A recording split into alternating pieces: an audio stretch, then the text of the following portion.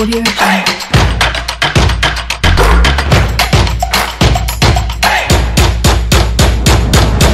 Le voyage dans la sphère du foot européen nous amène d'abord au Sanchez-Pizjuán au Francfort à soulever le trophée de la C3 dans une finale disputée face aux Rangers. Un sacre obtenu au bout de la nuit. Pendant ce temps, la tension monte dans les états-majors de City et de Liverpool. Les acteurs attendus ce dimanche pour un finish palpitant. Le scénario pareil au cœur de la Serie A où deux clubs lombards luttent pour le Scudetto. En Ligue 1, Monaco, Marseille, Rennes, bataille rangée pour le ticket européen. Saint-Etienne veut se sauver et éviter le purgatoire. Ça discute football et homophobie. Gana Gueye au centre d'une polémique depuis une semaine. Retour sur un sujet d'actualité qui fait couler beaucoup d'encre et de salive. L'on en parle dans le débat des spécialistes. Vous aurez également l'occasion, vous auditeurs, de donner vos avis et commentaires sur le sujet. 92 03 60 31 97 24 26 26. Aux manettes techniques, il est bien assis, c'est Théo Ajavon. Enregistrement vidéo, c'est l'affaire de Elom Adovon. En studio, nous aurons Franck Lunyama et Joël Ayi. Plateau Foot Europe numéro 733. C'est sur Sport FM et sportfmtg.com. Salut sportif à toutes et à tous. Bienvenue. Nous allons démarrer cette émission et ça se passe en direct du studio Messan Niamey.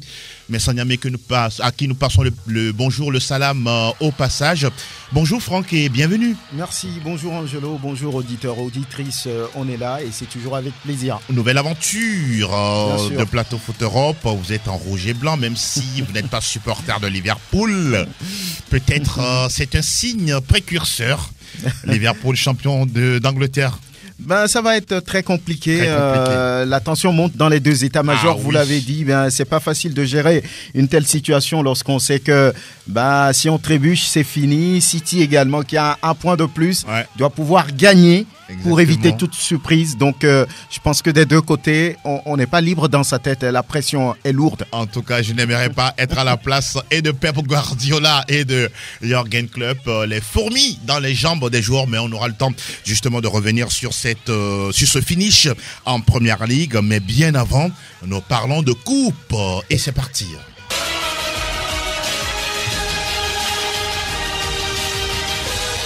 Nous sommes en Ligue Europa en attendant la grande finale de la Ligue des Champions. La Ligue Europa, la 51e édition, ça se déroulait, la grande finale du côté du Sanchez-Pizjuán entre Francfort et Glasgow Rangers. À l'arrivée, ce sont les Allemands qui soulèvent le trophée, mais c'était au bout de la nuit parce que c'était un but partout à la fin du temps réglementaire et des deux extra times. Et puis derrière, on a vu le club d'Oliver Glasner qui s'impose au tir au but 5 contre 4. Le football allemand, en tout cas, est au rendez-vous. Oui, cette année, cette saison, c'est Francfort qui sauve finalement, on va dire, le football allemand sur l'échiquier européen parce que tout le monde attendait le Bayern, qui n'a pu faire le travail, éliminé pour la deuxième fois en quart de finale, cette fois-ci par le sous-marin jaune. Donc, il y avait cette attente par rapport à Francfort et depuis que ce club a réussi à éliminer le Football Club Barcelone, on s'est dit, tout est possible dans cette compétition. Donc, c'est à l'issue, on va dire, d'une séance de tir au but intenable la dernière fois face aux Rangers. Et ça fait 42 ans après. À l'époque, l'entraîneur actuel, Oliver Glasner, n'avait que 6 ans. Exactement. Et voilà, donc c'est important quand même de célébrer, on va dire, une telle victoire à l'arrivée. Et Francfort qui a mis dans la poche, on va dire, en huitième de finale le Betis, en quart le Barça, en demi-finale West Ham. C'est-à-dire qu'il n'y a pas, on va dire, de hasard dans ce qu'ils viennent d'accomplir. Les coéquipiers de Kevin Trapp et puis de Philippe Kostic, ils ont donné, on va dire, cette joie après 42 ans à cette ville d'Allemagne. C'est vraiment, vraiment extraordinaire ce qu'ils ont réussi à faire. En tout cas, Francfort qui honore aussi bien le football allemand quand on sait que l'équipe n'est pas très très bien classé au niveau de la Bundesliga. Je pense 11e, mais ils l'ont quand même fait avec le concours d'un public formidable. Et quand vous voyez les images, c'est vraiment impressionnant le football allemand. Oui, quoi qu'on dise, ça rime avec la famille, ça rime avec les joies, ça rime avec le public qui est derrière les clubs. C'est l'une des richesses de ce football allemand. Lorsque vous vous rendez tous les week-ends dans les stades, vous allez voir que c'est noir de monde. Voilà, c'est toujours plein, c'est bien organisé. Ça fait que les clubs ont souvent, on va dire, ce qu'il faut pour pouvoir s'organiser, pour pouvoir continuer la compétition. Donc, les supporters sont là. Avec cette victoire, vous allez constater que la ville de Francfort s'est embrasée dans le sens positif. Tout le monde était là pour faire la fête, pour vraiment féliciter, on va dire, cette équipe pour ce qu'elle a réalisé. Et je ne sais pas trop ce qu'il va se passer lorsqu'ils vont rentrer en Allemagne. Ça va être une grosse fête. Les joueurs le disent déjà. C'est vraiment bien pour eux. 42 ans après, voilà, il va aller le faire. Justement, ils sont rentrés en Allemagne, à Francfort, notamment avec un vol spécial. Et puis derrière, c'était la liesse populaire des 4x4, des mini-coupés avec la champagne, la bière. Bon. Tout ce qu'il y a autour. C'est souvent la bière, pas le champagne. Joël Ayi, bonjour, bienvenue. Bonjour à tout le plateau, surtout à tous ceux qui nous écoutent, et je m'excuse pour ce petit. Non, vous n'avez pas besoin de le dire parce que voilà, quand il faut être à l'heure, il faut être à l'heure. Mais bon, vous êtes à l'image de Manchester United, qui est toujours en retard à l'allumage. Bon, ça se comprend. Ah bon? Ça se comprend. En tout cas, vous êtes beau ce matin. United, merci au passage, United qui sera désormais dans la classe des jeudis et non mardi, mercredi. Vous allez jouer la saison prochaine les jeudis, c'est ça? Bien sûr. Vous confirmez? Manchester a déjà joué ça, ils ont déjà gagné même le trophée il y a 3 ans. C'est peut-être ça, le discours qui apaise les cœurs. Ils l'ont déjà gagné. Ah oui. Alors parlons justement un peu plus sérieux de cette finale de Ligue Europa. Francfort face à Glasgow Rangers. Même si on n'a pas vu une très belle finale, mais quand même, au finish, on pourra dire qu'il y avait une finale équilibrée, même si à la fin, ce sont les Allemands qui s'imposent au tir au but. Oui, comme on le dit généralement, une finale ne se joue pas, mais elle se gagne. Alors, Francfort s'est prêté au jeu. Moi, je me dis même que Francfort aurait pu gagner ce match dans le jeu, parce qu'il y avait eu une action litigieuse, un penalty qui n'avait pas été sifflé, malgré l'intervention de la VAR. L'arbitre a estimé que il n'y avait pas penalty. Donc, Francfort a continué, mais franchement, c'était un peu palpitant de voir que cette équipe de Rangers n'a pas du tout baissé les bras. Elle a toujours mis la pression. Elle a même réussi plutôt à ouvrir le score. Oui. Mais ils sont fait rejoindre derrière et ils sont allés au bout de la nuit pour finalement perdre ce trophée. Je me dis que c'est un bonus pour le football allemand aujourd'hui, qui prouve à suffisance que c'est un championnat sur lequel on doit compter énormément en Europe, à voir ce que les joueurs font. Et aujourd'hui, entre-temps, on disait que la Ligue 1, c'est la réserve des clubs européens, parce qu'il y a beaucoup de joueurs qui passent par la Ligue 1, ils vont s'éclore là-bas et puis ils vont faire des merveilles un peu partout dans l'Europe. Mais aujourd'hui, c'est plutôt en Allemagne qu'on voit plutôt ces genres de joueurs, pour ne pas dire cette formation. Aujourd'hui, l'Allemagne est un exemple, pour ne pas dire un futur modèle dans le football européen. Ce qui est également réel, c'est que beaucoup ne misaient pas sur Francfort et Glasgow Rangers pour une finale. Beaucoup voyaient le Barça avec son histoire, être en finale et pourquoi pas la remporter. C'est aussi ça la surprise de cette compétition. Oui, toute compétition, j'ai Philippe Troussier qui disait souvent que les surprises font toujours partie des grandes compétitions. On voit toujours des petites équipes sur lesquelles on mise même pas, qui arrivent à faire sortir les grandes équipes et se hisser à la plus haute marche plutôt du podium. Aujourd'hui, Francfort l'a fait, je me rappelle même, ils ont balayé des équipes qu'on ne pouvait même pas imaginer. Exactement. À ce niveau. Mais ils sont passés par là. Aujourd'hui, ils ont remporté le titre. C'est vraiment exceptionnel pour cette équipe et surtout pour son entraîneur, vu le nombre d'années qu'ils ont parcouru. Oui. Je veux parler du nombre d'années de disettes qu'ils ont vécu dans cette compétition avant de l'avoir aujourd'hui, 42 ans. C'est l'âge de quelqu'un. Hein. Exact. En tout cas, 42 ans. Et ils l'ont fait. Et aussi saluer, on pourra dire, les performances des joueurs africains. Il y en a 2 du côté de Francfort. Almami Touré, qui est de nationalité malienne. Et puis Eyman Barkok, qui est marocain. C'est aussi ça, les coupes européennes. Ouais. Retrouver des joueurs africains, être couronnés. C'est important parce que lorsque vous faites un peu le tour de ces compétitions européennes, il n'y a pas beaucoup de joueurs africains qui les gagnent.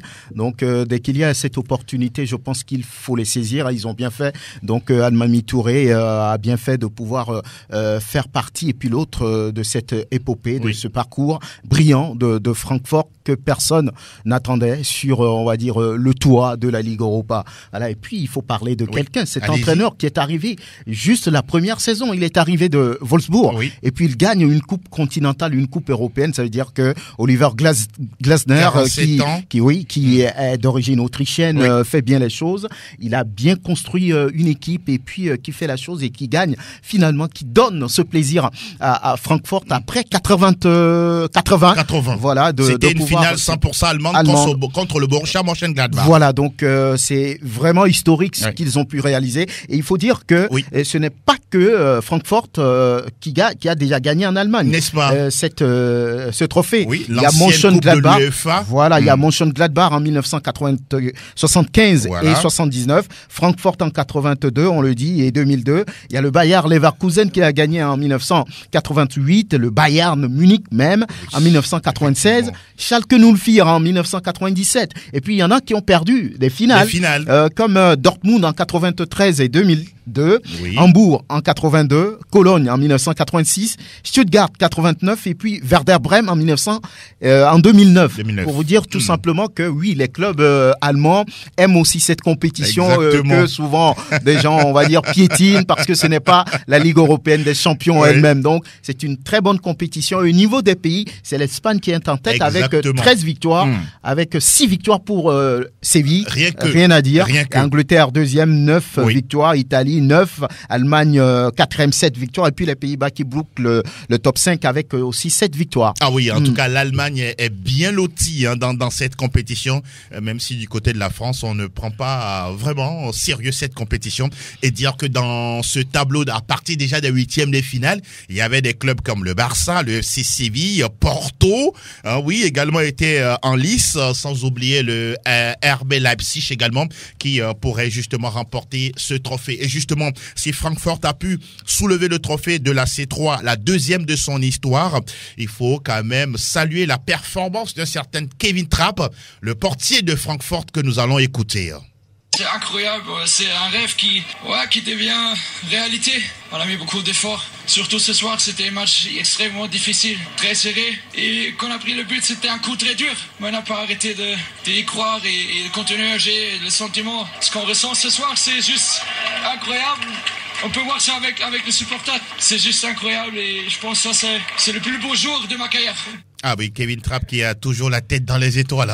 L'ancien du Paris Saint-Germain aujourd'hui avec cette équipe francfortoise. Franck Ndouyama, c'est aussi ça. Le football, il faut avoir du mental parce que dans le match, il a sauvé une balle de match pour cette équipe de Francfort quand on a vu l'occasion sur cette action. Dans les prolongations, exactement. C'est lui qui sort de nulle part pour placer son pied devant l'attaquant de Glasgow Rangers pour mettre ou bien pour permettre à Francfort d'être toujours en vie dans cette finale. C'est l'un des cadres de cette équipe, rien à dire. Il a de l'expérience et il fait les choses, il parle. C'est un autre entraîneur sur la pelouse en tout cas. Et Francfort, il faut le préciser, est seulement le 3e club à gagner cette compétition sans avoir perdu le moindre match durant tout le parcours après Villarreal et Chelsea. Donc c'est un club qui a gagné, même si ce club fait partie de la deuxième partie du tableau en Bundesliga que personne n'attendait. C'est un groupe solide qui jouent ensemble et qui meurent ensemble. Comme vous l'avez dit, c'est une équipe, c'est ça surtout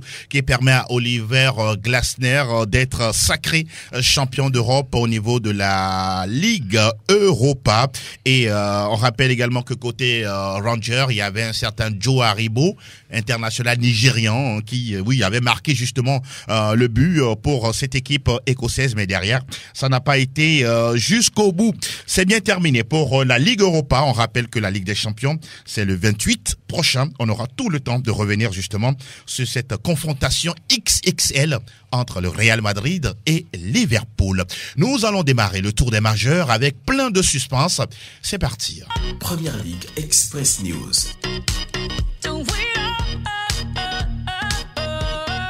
Nous sommes au niveau du royaume, l'acte 38, le dernier justement de la saison, mais avec quel finish, quel scénario. Manchester City et Liverpool, il n'y a pas encore une équipe qui est sacrée championne.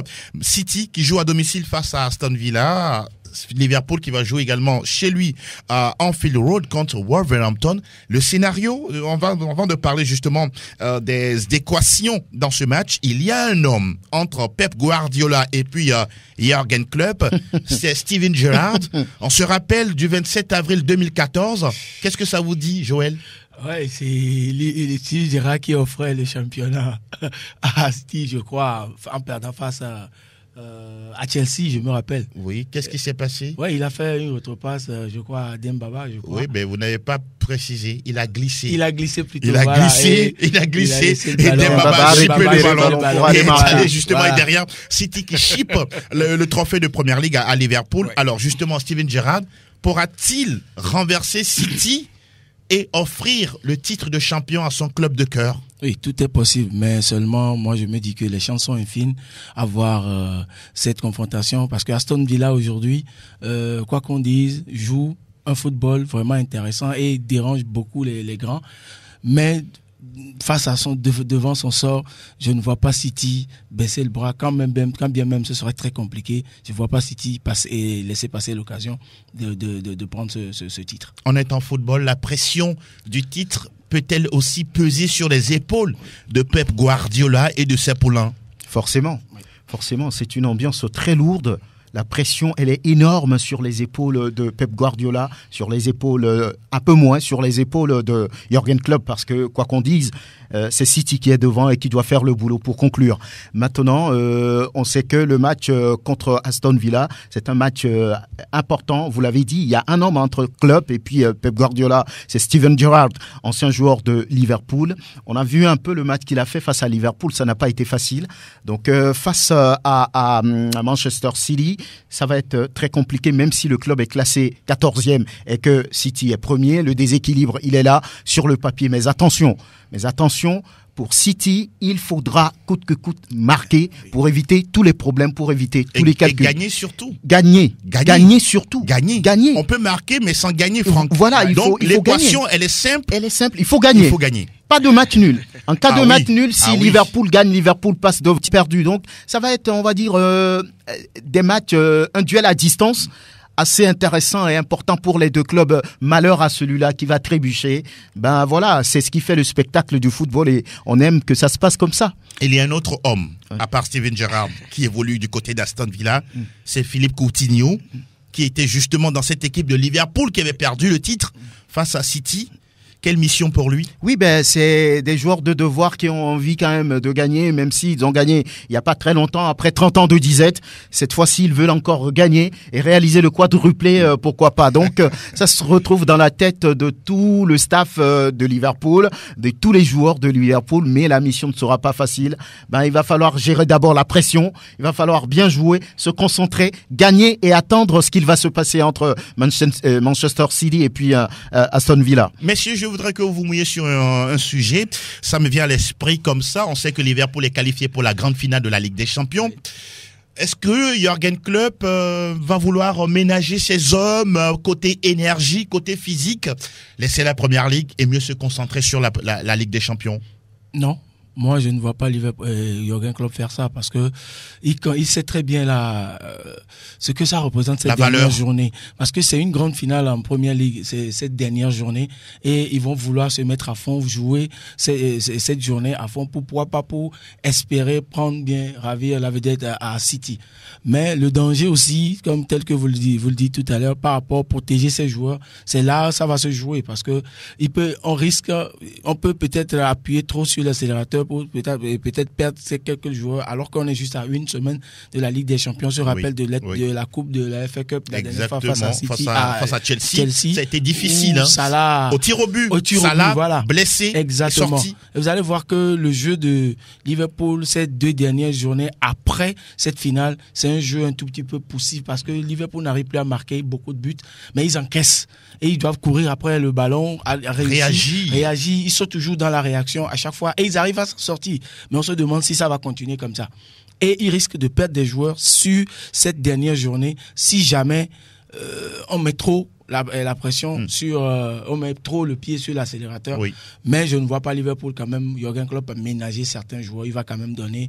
C'est aussi une opportunité pour ces joueurs-là de se mettre, d'être en jambes avant cette finale, parce qu'ils auront une semaine de repos avant de jouer cette finale. Donc, pourquoi ne pas mettre le paquet et récupérer après? C'est ce qu'il fera forcément en espérant empêcher City de gagner le trophée, même s'il sait que ça ne sera pas évident, mais il va s'y mettre. On sait très bien que en première ligue tout est possible et on est habitué à ces scénarios. Un mot sur la qualité du travail de ces deux managers, Guardiola et Klopp. Ils font partie des meilleurs entraîneurs du monde, des meilleurs managers du monde. Rien à dire aujourd'hui. La preuve, ils sont là. J'allais dire en première ligue, ils dirigent la compétition. Ils sont déjà passés par la Bundesliga. Voilà, donc c'est des entraîneurs majeurs avec des compétitions majeures. Il n'y aura pas de choix à faire. Vous savez, il y a, on va dire, j'allais dire un palmarès à atteindre. Liverpool a 19 titres. United en a 20. Voilà, donc il y a cette ambition d'aller égaler Manchester United. Donc, vous avez une idée sur le nombre de titres de City? Ben non, 7, oui, très loin derrière. Ils vont peut-être remporter le 8e. Très loin derrière. Donc, peut-être. C'est important. Le titre domestique aussi, c'est important. Donc, c'est vrai, Jürgen Klopp va tenter de gérer son groupe. D'accord. Il a si bien fait la dernière fois face à Southampton en mettant pratiquement une équipe B. Minamino et puis d'autres joueurs. Mais il a gagné. Oui, donc, ça, une semaine de la finale de la Ligue européenne des champions, on va pas faire du n'importe quoi. D'accord. Mais on va pas brader aussi le titre au niveau du championnat anglais. Donc, il saura faire ce qu'il faut pour essayer d'aller jusqu'au bout. Donc, c'est quelqu'un qui a de l'expérience, qui sait bien gérer ces genres de situations. On verra. C'est incroyable. En tout cas, ce finish en première ligue, on se rappelle qu'en 2019, City et Liverpool, les Sky Blues étaient champions avec seulement un petit point d'avance sur les Reds. On suivra en tout cas ces deux matchs, City, Aston Villa et puis Liverpool, Wolverhampton, samedi ou dimanche. Bon, je vais voir tout ça là. C'est dimanche justement. Et derrière, on va parler d'Everton. Oui, un autre grand club de la perfide Albion qui a pris, en tout cas, tout le temps. C'était des sensations assez fortes pour les Toffees qui se sont imposés 3-2 à domicile face à Crystal Palace. Les Eagles menaient 2-0. Et puis derrière, on a vu la réaction des hommes de Frank Lampard. Et puis curieusement, à la fin du match, même lorsqu'on a marqué le 3e but, les supporters sont rentrés sur la pelouse. Il a fallu quelques minutes pour pouvoir les renvoyer en tribune. Et dès que le match est terminé, on a l'impression qu'Everton a remporté la Ligue des Champions ou bien la Première Ligue. Oui, mais Everton a sauvé sa saison tout simplement. Incroyable. Everton a sauvé sa saison tout simplement. Et Lampard avait cette pression de tout faire pour maintenir cette équipe en première division, en Première Ligue. Et ils ont réussi de la plus belle manière à le faire. Ils ont réussi à battre Crystal Palace parce que 3-2. Ils n'étaient pas annoncés gagnants parce que voilà, on a vu ils étaient menés par 2-0. Et voilà, ils ont réussi à renverser cette équation. C'est vraiment exceptionnel ce qu'ils ont fait. Et ça donne vraiment une joie à cette équipe parce que voir Everton aujourd'hui en Championship, ça fera vraiment mal. Aujourd'hui, ils ont réussi l'essentiel. C'est cette joie que les supporters ont manifesté. C'est vrai, ils se sont trompés un tout petit peu, mais après, ils se sont retrouvés. Voilà, la fête a continué. Absolument. Et ça va continuer jusqu'à la fin de la saison. En tout cas, ça c'est clair. Ça a été un combat. Incroyable. Il fallait pas se louper sur ce match pour avoir un match compliqué à la dernière journée face à Arsenal. Ce ne sera pas facile parce que c'est pas fait pour Arsenal. Ils veulent encore prendre la 4e place. Donc voilà, c'est important de pouvoir gagner ce match contre Crystal Palace. Et puis pour respecter aussi une tradition, celle qui dit que Everton n'a jamais été relégué.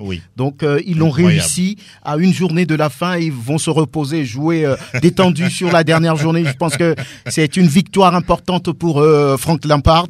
Et les supporters, c'était normal de le manifester parce que Everton, les Toffees, c'était proche voilà, du purgatoire de la deuxième division. Donc, ils se sont sauvés. Et puis, en remontant 2 buts, en renversant, on va dire, Crystal Palace, c'était bien. Et puis, ils ont mérité de fêter. Et puis derrière, c'est Patrick Vieira qui est, on pourra dire, un tout petit peu au cœur d'une polémique. Il y avait un supporter qui lui envoyait un doigt d'honneur en le filmant, en lui envoyant un mot d'insulte. Et puis derrière, c'est le manager de Crystal Palace qui le balaye d'un coup de pied, qui n'est pas du tout content par rapport à la réaction de ce supporter, de ce fan d'Everton. Ouais. C'est aussi ça le football anglais. Alors, on rappelle que Burnley, et oui également, qui est menacé dangereusement par la relégation, joue à domicile contre Newcastle, déjà maintenu. Arsenal, Everton, on en parlait tout à l'heure. Et puis Brentford qui joue contre Leeds. Oui, Leeds également très très menacé de pouvoir rejoindre la Championship. On rappelle que Watford et Norwich sont officiellement en deuxième division anglaise. Un autre pays où là aussi le suspense est entier, on y va. Benvenuto Calcio Italia. Ah, là aussi, oui, jusqu'à la 38e et dernière levée, la Serie A italienne avec un mano à mano entre le Milan AC et l'Inter Milan. Les deux équipes seront sur le pré demain, dimanche à 16h, temps universel. Sassuolo qui accueille le Milan AC. L'Inter Milan qui joue contre la Sampdoria. Dans quel état d'esprit on aborde ce genre de rencontre? Il y a pression, tout comme en première ligue, elle est entière là-bas aussi. Et franchement, parlant, ce match, on va l'aborder surtout du côté de Milan, c'est avec une autre pression, parce qu'il y a déjà une pression sur l'équipe. Maintenant, l'équipe va essayer de mettre une pression sur Sassuolo. Alors que, attention, il y a encore quelques années, Sassuolo était une équipe vraiment difficile à croquer. L'équipe de mon cher aîné Franck, qui ne cesse pas de s'aliser d'équipe tous les jours. Et aujourd'hui, c'est cette équipe qui va départager le Milan et l'Inter. Je me dis que ça ne sera pas facile. Moi, le match même que je craignais le plus, que le Milan ne pouvait pas gagner facilement et maintenir cette pression sur City et sur Inter plutôt. C'était plutôt le match de la journée précédente 37e journée face à l'Atalanta. Et ils ont gagné 2-0. Franchement, c'était vraiment exceptionnel. Et ils savent que c'est tout comme City. Aujourd'hui, ils savent que une seule victoire leur garantit amplement. Pas de nul, hein? Non, même c'est la même condition. Pas de nul conjugué à une victoire de l'Inter. Exactement. L'Inter repasse devant avec un point. Donc, automatiquement, il faut tout faire pour gagner ce match. Même si c'est 1-0, l'essentiel, c'est la victoire. Pas de match nul. Donc, on va essayer de mettre la pression. Mais si jamais ça ne passe pas jusqu'à la première minute, c'est là, ça commence par trottiner dans les têtes. Et les joueurs tombent peut-être dans cette pression, ou bien sous cette pression-là, et ils risquent de perdre. Mais comme je l'ai dit ici, je continue pas à le dire, je vois le Milan passer avec l'étoffe qu'ils ont, et Leao, franchement, qui est un détonateur vraiment que j'apprécie énormément, surtout aujourd'hui, il est vraiment apprécié par Ronaldinho, et je me dis que ce monsieur, il est capable d'aider cette équipe. Giroud, même s'il n'est pas convoqué, il aura le temps de savourer voilà, le titre avec le Milan, avec Zlatan qui est derrière. Je me dis que au Milan, c'est n'importe qui peut sortir des bancs et faire la différence, permettre à cette équipe de gagner. Mais cette dernière journée, c'est la grande finale aussi en Série A. Et ils ont obligation de victoire pour savourer ce trophée qu'ils ont tant cherché. C'est plus de, je crois, une dizaine d'années. Depuis 2011. Voilà. Et l'Inter aussi, il croit, Franck. Mais c'est bien, on le dit toujours, tant que mathématiquement c'est possible, il faut y croire. Donc il y a 2 points entre les deux clubs. Exactement. Oui, un match nul peut-être pour le Milan, ça va faire on va dire égalité en cas de victoire. Maintenant, je ne sais pas trop ce qu'ils font au niveau la confrontation directe voilà, ça va être important. Voilà, donc pour éviter les calculs, il faut gagner du côté de Milan AC qui joue contre Sassuolo qui est, on va dire, 11e au niveau classement. Normalement, c'est déséquilibré sur le papier. Mais attention, ces genres de matchs lors de la dernière journée sont toujours importants. Tout le monde veut sortir par la grande porte. Est-ce que c'est pas mieux souvent de jouer ces matchs à domicile et de fêter le titre devant son public? Oui, c'est l'idéal. Maintenant, le Milan est obligé de sortir pour aller chercher le titre ailleurs. Ça va pas être du gâteau, ça va pas être facile. Il faut jouer, il faut mériter cette victoire. Mais je pense que par rapport à l'effectif, le Milan a des joueurs capables de faire la différence. Simplement. Sauf s'il manque, on va dire, d'abnégation, de détermination. De l'autre côté, l'Inter qui est à la maison, c'est plus facile peut-être face à la Samp qui est 15e au classement. Mais attention aussi, ce n'est pas évident. Il faut pas sous-estimer la Samp, qui peut faire le dos rond, qui peut bomber le torse. Donc, un match important pour les deux clubs, un duel à distance, comme entre Manchester City et Liverpool. Donc, il va falloir jouer et gagner, mériter la victoire. Mais je pense qu'au finish, le Milan AC a quand même plus d'étoffe, plus de confiance pour aller chercher ce Scudetto. 11 ans après. Pourquoi pas, la dynamique semble être du côté rossonero, et puis peut-être aussi la passation de pouvoir entre l'Inter et puis le Milan s'est brisé justement l'hégémonie de la Juventus qui est restée on pourra dire champion durant plusieurs années. Ce n'est plus le cas aujourd'hui. On rappelle également que le Torino joue face à la formation de l'AS Rome qui va disputer une finale de Ligue Europa Conférence. Ce sera face au Feyenoord. On reviendra lundi pour évoquer ce sujet. En tout cas, finish également très très palpitant du côté de la Serie A italienne. La dernière levée ce dimanche. Nous poursuivons notre voyage. Nous sommes désormais du côté de Total Info Ligue 1. Ligue 1. Nous sommes en France, dans l'Hexagone. On s'intéresse aux places européennes chères à Marseille, à Monaco ou encore à Rennes. Messieurs, Marseille joue contre Strasbourg à domicile. Monaco est en déplacement à Lens. Rennes joue également à l'extérieur face à Lille. Qui voyez-vous prendre ce ticket européen, à part le Paris Saint-Germain, qui est déjà, qui dort déjà sur ses lauriers? Aujourd'hui, ça trottine bien, ça balance entre Marseille et Monaco. Surtout que Monaco est une équipe... Qui a plus de chance selon vous? Monaco, qui est devant Marseille. Parce que Monaco aujourd'hui a déjà une avance sur Marseille. Et cette équipe brûle la politesse à tous ses adversaires ces derniers jours. Surtout Marseille aujourd'hui qui n'est pas convaincant, qui est une équipe qui évolue en dents de scie. C'est une équipe, ça y est, on le dit, c'est une équipe qu'on ne peut même pas aider parce que vous le voyez, tout de suite au sommet. Vous y allez très très fort là. Et à la fin, c'est une équipe qui descend et puis qui ne se retrouve même plus dans le jeu. Voilà l'entraîneur même qui jette un coup de pied, un gros caillou dans la mare en annonçant son futur départ la saison prochaine. Ça vous étonne? Ça m'étonne. C'est comme ça il est. Il est venu, il a fait une promesse. Il est comme Marcelo Bielsa. Oui, Bielsa. Comme son mentor. Voilà, exactement. Mais aujourd'hui, je vois plutôt Monaco face à Lens. Lens aussi n'est plus trop... Oui, 7e au classement. Je pense qu'ils ont tout fait pour se maintenir. Ils sont déjà maintenus, donc c'est l'essentiel. Donc, ils vont jouer vraiment des décompressés. Mais Marseille a une grosse pression parce que Strasbourg vise aussi une place européenne. Justement, donc, Strasbourg, Marseille, pour vous donner quelques éléments, est 5e avec 63 points. En cas de victoire, Strasbourg aura 66 points et pourra déloger Rennes de la 4e position. Exactement. Donc, Strasbourg aussi a des ambitions, surtout avec leur attaquant Gamero. Franchement, Ludovic Ajorc.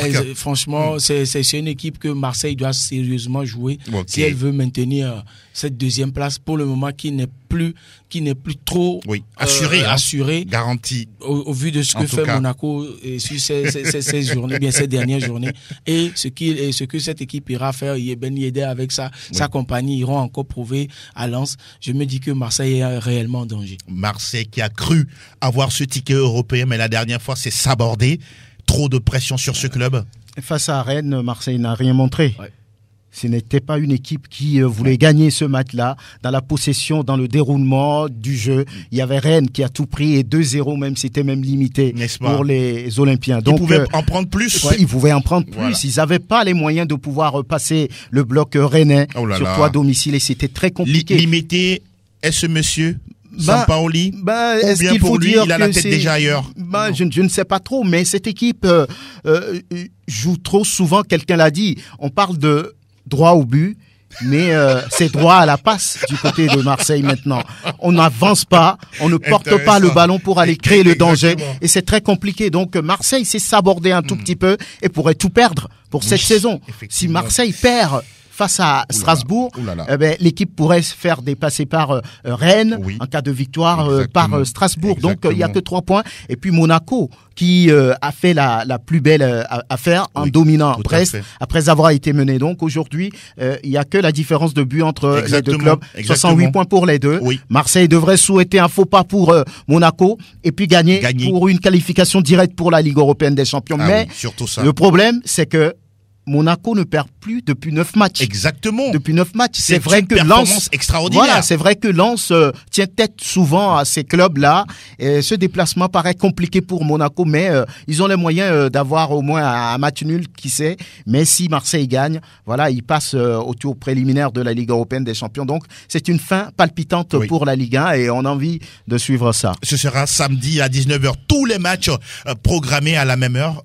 Rapidement un mot avant de parler de Saint-Etienne. Je me dis que cette équipe marseillaise a pris un coup, surtout après ce match retour de l'Europa League où ils ont perdu, ils ont fait un nul à domicile. Bon, ils n'ont que leurs yeux pour pleurer. Hein. C'est depuis ce moment que cette équipe ne se retrouve plus en totalement sombré. Oui, jusqu'à présent. Ils n'ont pas de mental apparemment. Exactement. Même s'ils ont un certain Dimitri Payet, un joueur formidable qui est blessé entre-temps et qui ne sera pas justement appelé par Didier Deschamps pour les prochains matchs des éliminatoires de la Ligue des Nations. Parlons de Saint-Etienne, messieurs, avec Pascal Duprat. Ça le fera?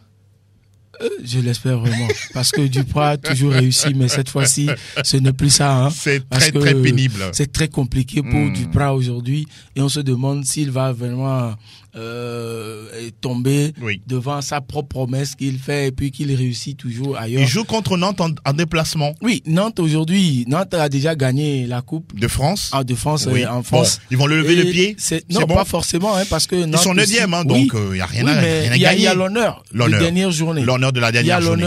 Pour faire plaisir aux supporters. Justement. Et Saint-Etienne a l'obligation de rentrer dans le jeu, de produire, de donner tout ce qu'il a aujourd'hui pour pouvoir sauver sa saison. Ce qui n'est pas encore évident, surtout quand on voit ce que Nantes a réussi à faire pour raccrocher cette 9e place en Ligue 1. On rappelle que Saint-Etienne est l'un des clubs les plus titrés de France avec 10 titres de champion derrière. C'est le Paris Saint-Germain qui racole justement avec également 10 titres. Et puis 3e, on a l'Olympique de Marseille. Bordeaux, n'en parlons même plus. On reviendra lundi sur le cas de Bordeaux. Ça va être compliqué. Peut-être ce que peut gagner Saint-Etienne, c'est de faire la victoire chez Nantes et espérer un faux pas de Metz pour passer, on va dire, pour passer au barrage.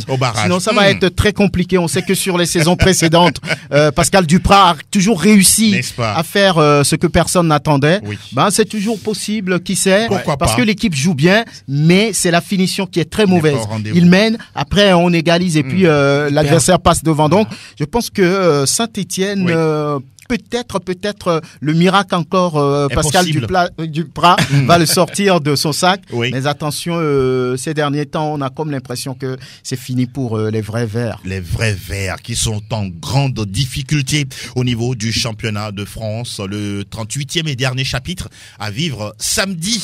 Et nous allons désormais finir le tour des majeurs avec... Aquí está la Liga Española. Avant de débattre sur le cas Gana Gay et l'homophobie, nous rappelons qu'en Liga, ce sera le 38e et dernier épisode également cette fin de semaine avec la Real Sociedad qui joue contre l'Atlético de Madrid qui va sûrement vouloir avoir ce ticket rapidement pour la Ligue des Champions parce que derrière il y a également le FC Séville qui n'a pas dit son dernier mot. Les Sévillans jouent à domicile contre l'Athletic Bilbao. Messieurs, bon là il n'y a pas aussi assez d'informations. Je voudrais rapidement que vous vous mouillez sur ce sujet concernant Gareth Bale qui va jouer son dernier match à domicile avec le Real Madrid face au Betis. 32 ans, 3 Ligas, 4 Ligues des Champions. Il est arrivé depuis 2013. Cette saison, il a disputé seulement 7 matchs avec le Real de Madrid, toutes compétitions confondues. Pour vous, va-t-il rester dans les mémoires des Madridistas? Non, mais je pense que quoi qu'on dise, même si le joueur aujourd'hui est devenu persona non grata du côté du Real Madrid, un des plus gros salaires, si ce n'est le plus gros millions d'euros par saison. Salaire du club. Donc c'est quelqu'un qui n'est plus aimé, on va dire, surtout par les entraîneurs qui arrivent depuis Zinedine Zidane. Exact. Il a quitté, entre-temps, il a fait un tour du côté de Tottenham avant de revenir. Il a passé même un temps pour aller jouer au golf. Donc je pense que c'est un joueur qui va vers la fin. On se souvient de l'époque où il était à Tottenham avec ses déboulés sur les côtés. Donc, il a un palmarès assez fourni. Et gagner 4 ligues des champions avec le même club, ce n'est pas donné à tout le monde. Ça, donc, quoi qu'on dise, même si aujourd'hui, il n'est plus, on va dire, accepté, il ne fait plus partie des cadres de cette équipe, c'est quelqu'un qui a laissé un nom, c'est quelqu'un qui a apporté, on va dire, à ce club. Et voilà, je suis sûr qu'il ne sera pas oublié de sitôt. Que dire de Gareth Bale? Va-t-il rester dans l'histoire du Real selon vous? Exactement, il y sera. Il y est déjà. Vous On pensez se rappelle vraiment de cette finale de 2018 face à Liverpool. Oui. Les deux Ce buts qu'il a retourné marqués sont acrobatique et cette frappe contre Karius. une quarantaine de mètres Exactement. pour surprendre le défenseur et le gardien Karius de Liverpool. Oui. Aujourd'hui, il a fait la joie de ce public, de ce club. Il fait partie des cadors de cette équipe. Aujourd'hui, même si il ne pèse plus dans les vestiaires, quand bien même il fait partie des gros salaires de ce club, il finira par partir. On ne peut que lui souhaiter le meilleur, mais il restera dans la mémoire de cette équipe-là. D'accord. Gareth Bale, le Gallois, de Tottenham, qui était arrivé du côté de la formation Casablanca, qui va disputer son dernier match au Bernabeu avec Carlo Ancelotti, qui demande aux socios de lui réserver un accueil vraiment chaleureux pour ses adieux. Nous allons désormais débattre. Plateau Foot Europe sur Sport FM. La tribune où les spécialistes disent tout haut ce que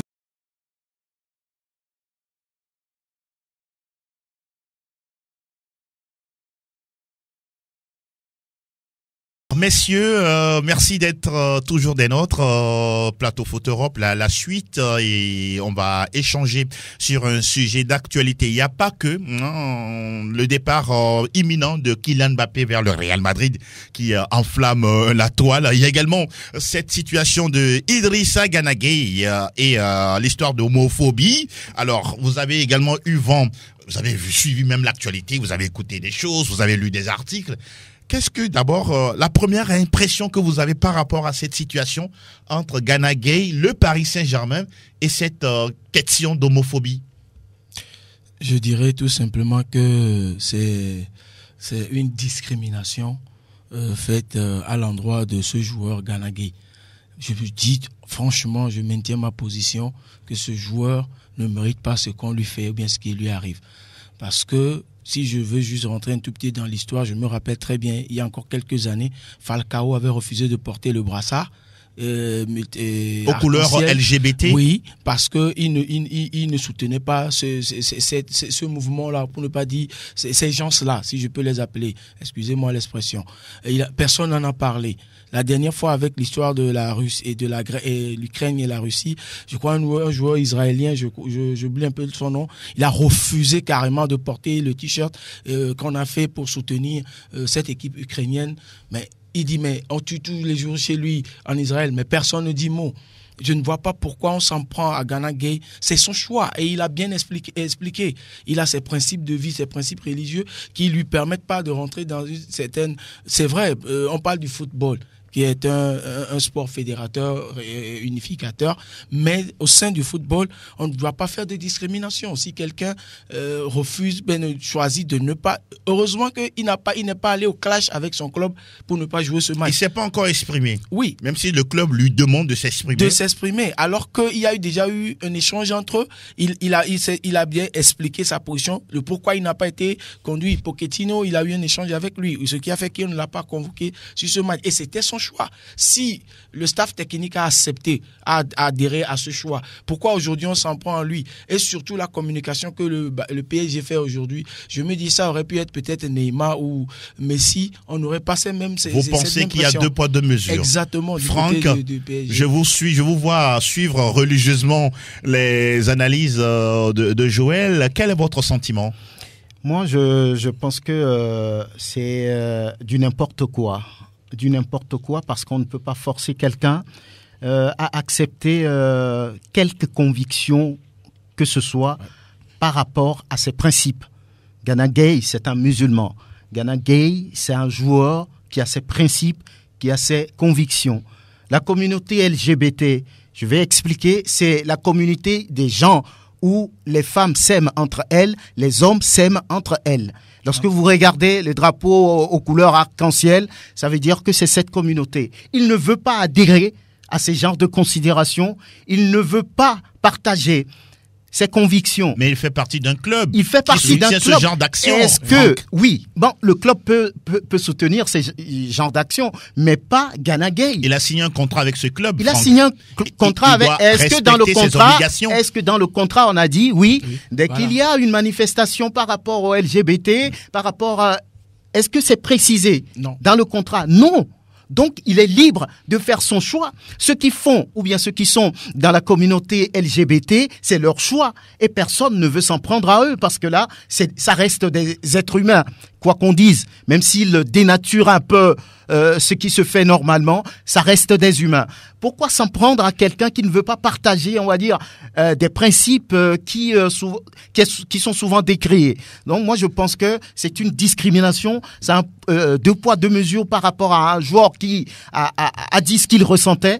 Voilà, donc moi, je pense même qu'il n'y a pas de polémique à faire.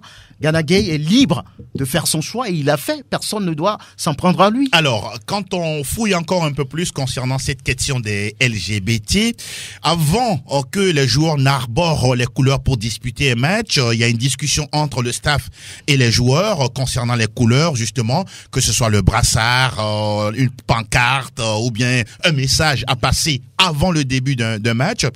La dernière fois, Gana Gueye était dans l'effectif de Mauricio Pochettino et c'est dans les vestiaires qu'il découvre que le Paris Saint-Germain va arborer son maillot avec les couleurs LGBT. Et sur le champ, il dit « Je ne serai pas disponible pour ce match-là ». Son coach l'avait protégé, mais derrière, on ne voit pas le club lui apporter du soutien. Comment vous l'expliquez ?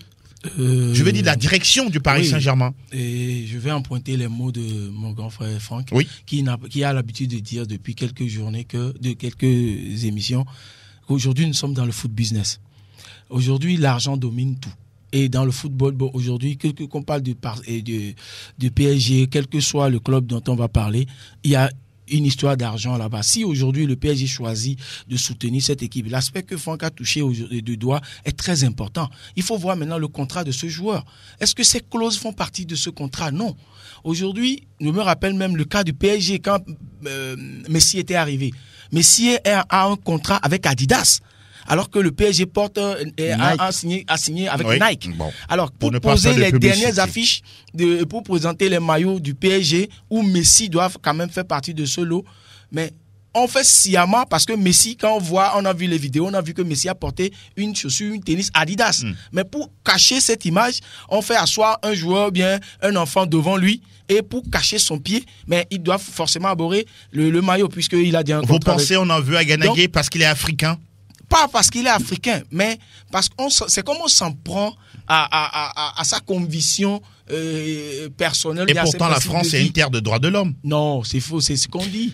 Alors, il y a quelques réactions, en tout cas, en ce qui concerne cette situation, parce que le président du Sénégal, Macky Sall, même, c'est, comment dirais-je, impliqué, mêlé justement sur le cas, son soutien aux joueurs. Le président de la Fédération sénégalaise de football, Augustin Senghor, et puis d'autres joueurs, et pas plus tard que hier nuit, c'est le CUP, le groupe de supporters ultra du Paris Saint-Germain, qui soutient Gana Gueye. Oui, je pense que c'est normal. Il n'y a même pas de polémique à faire. Je ne sais pas trop pourquoi on tourne autour de cette affaire. On rappelle que c'est Valérie Pécresse, la présidente d'Île-de-France, qui a sorti justement la polémique en doigtant Gana Gueye et en demandant qu'on puisse lui infliger des sanctions. Non, mais pourquoi on sait qu'en Europe, ces pratiques sont courantes et que ces pratiques sont encouragées.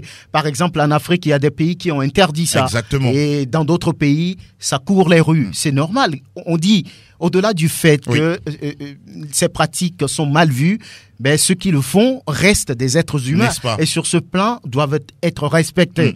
Maintenant, si un individu ou bien un joueur du Paris Saint-Germain dit « Moi, je ne suis pas dedans. Moi, je ne voulais pas me mêler à cette... » Il semble qu'il a déjà fait le coup l'année dernière. Mais c'est son droit. Il est droit. C'est son droit. Il a ce droit, n'est-ce pas? Voilà, on ne doit pas le forcer. On sait que ces communautés brassent des milliards. Exactement. Et que des clubs ou bien des entreprises se reposent sur ces communautés. De ces communautés. Même dans certains feuilletons aujourd'hui, ça court les rues. Exactement. On fait tout pour placer ces genres de systèmes, par ces genres de pratiques. Donc, c'est des milliardaires qui sont derrière ces genres de communautés. Maintenant, si un joueur dit « Je ne suis pas dedans », mais il est libre. Il faut le respecter. Il faut le respecter, c'est son choix. Il semblerait que la fédération française également de football s'en est mêlée, qui demande aux joueurs de s'expliquer, tout comme la ligue professionnelle également. On ne comprend plus rien et le contrat de Gana Gueye finit en 2023 oui. et on ne sait pas s'il va rester au Paris Saint-Germain ou pas, mais en tout cas tout le Sénégal et d'autres joueurs internationaux également soutiennent Idrissa Gana Gueye. Oui. Idrissa a aussi un grand soutien aujourd'hui. Oui. C'est vous, Angelo. Ah bon, d'accord. Ah oui, en tout cas, cette affaire-là, on va la suivre, on ne sait pas jusqu'où elle pourra justement aboutir. Ah oui, on aimerait vraiment vous donner l'occasion pour pouvoir vous mouiller sur le sujet, mais le temps est déjà contre nous. On reviendra sûrement lundi ou encore vendredi sur cette situation concernant Idrissa Gana Gueye, le Paris Saint-Germain et puis la communauté LGBT. Messieurs, on rappelle que la finale de la Ligue des champions féminines a lieu ce samedi. Ce sera entre le FC Barcelone et puis l'Olympique lyonnais. Les Fénotes qui ont déjà remporté 7 Ligues des champions avec cette formation. Dans le match également entre 2 ballons d'or, Ada Egerberg et puis Alexia Putellas du Barça. On suivra en tout cas cette finale et on en reparle lundi dans l'émission Plateau Foot Europe. Et nous allons prendre le temps de pouvoir faire la conclusion. On ne pourra pas recevoir d'appel parce que ça risque de ne pas vous donner assez de temps. On n'a que 2 minutes pour terminer cette émission. On vous présente toutes nos excuses. On reviendra lundi sur le sujet. Joël Aïe, vous voulez saluer quelques personnes à vous en attendant la dédicace? Oui, on va dire bonjour à tous ceux qui nous ont suivis ce matin. Oui. Bonjour à toute la plateforme PFE, à tous ceux qui aiment vraiment cette émission, comme les appelle vraiment en Franck, les inconditionnels de PFE, et à mes 2 coachs, Atemi et Amadou Mounirou, et je dirais aussi bonne semaine à tout le monde. Oui. Et je vais toujours interpeller la population à plus de vigilance et à une grande prudence dans la circulation parce que il y a trop d'accidents ces derniers jours. Oui, et puis il y a également trop de vols de moto. Ouais. Ça aussi, ce sont des cas sociaux et faites très très attention. Vous restez très très très prudent. Voilà. Franck Lunyama. Oui, on va saluer les inconditionnels qui perdent un peu de leur temps pour nous suivre. On va dire bonjour à Esther Kamatari, à Carlos, quelque part en France. Donc, excellent week-end à toutes et à tous.